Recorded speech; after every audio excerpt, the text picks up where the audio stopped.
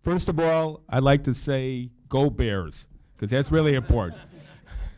My name is Michael Moses. I've been active in the community for the past 30 years, and I'm trying to run a campaign based upon issues. For economic development, I've already suggested that as alderman, I will build a state-of-the-art library on Western Avenue, which will attract other people to come to Western Avenue, which will attract other businesses to come to Western Avenue.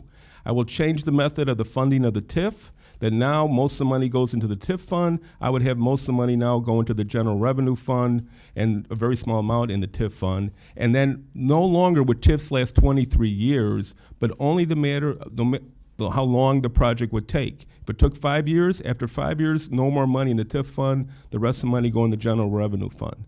Social media. I've already organized 2 meetings on social media.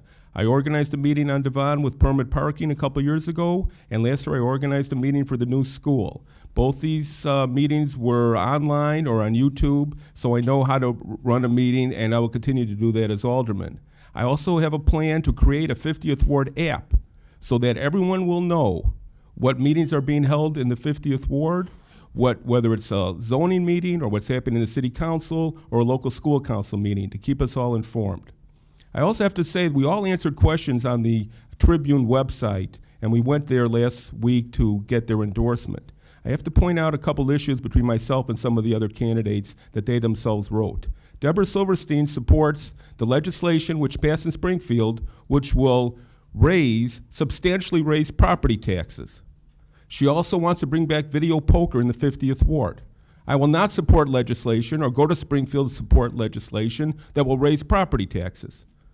When we talked about how to get rid of the deficit, the questioner asked Greg Brewer, how would you get rid of the deficit in the next year's city council's budget? He said raise taxes.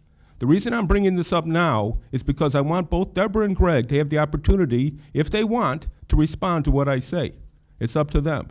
But second of all, and just as important, when I answer your questions, either from the printed or from the audience, I believe in smaller government. I told the Chicago Tribune we should shrink government.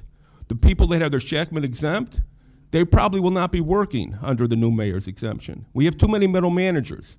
I say get government smaller, and then we'll talk about everything else.